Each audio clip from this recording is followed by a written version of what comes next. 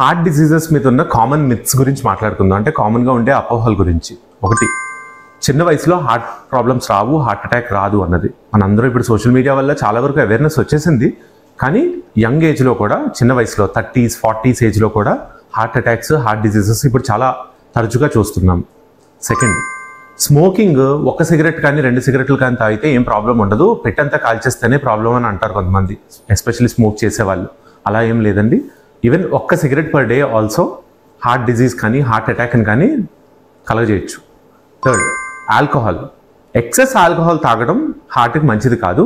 కానీ western studies ప్రకారం అయితే మోడరేట్ అమౌంట్ ఆఫ్ ఆల్కహాల్ ఆరోగ్యానికి మంచిదే, గుండె వరకు మంచిదే. కానీ నన్ను పర్సనల్గా అడిగితే మాత్రం వద్దనే చెప్తాను. ఫోర్త్, మెడిసిన్స్ పరంగా హార్ట్ అటాక్ వచ్చిన వ్యక్తి కొన్నాళ్ళు మందులు వాడి ఆరోగ్యం అంతా నార్మల్ అయిపోయిన తర్వాత ఆపేయచ్చా అని అడుగుతారు.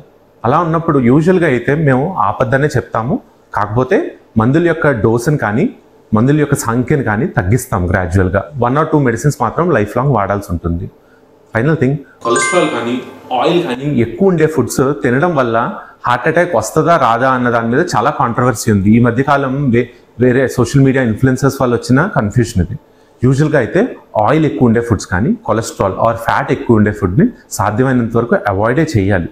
అది వెయిట్ గెయిన్ కానీ హార్ట్ డిసీజ్కి కానీ ప్రీడిస్పోజ్ చేస్తాయన్నమాట. సో సాధ్యమైనంత వరకు ఫ్రూట్స్ అండ్ వెజిటబుల్స్ ఏవైతే క్యాలరీస్ తక్కువ ఉంటాయో, ఫ్యాట్ కంటెంట్ తక్కువ ఉంటుందో అవే ఎక్కువ కన్జ్యూమ్ చేయాలి.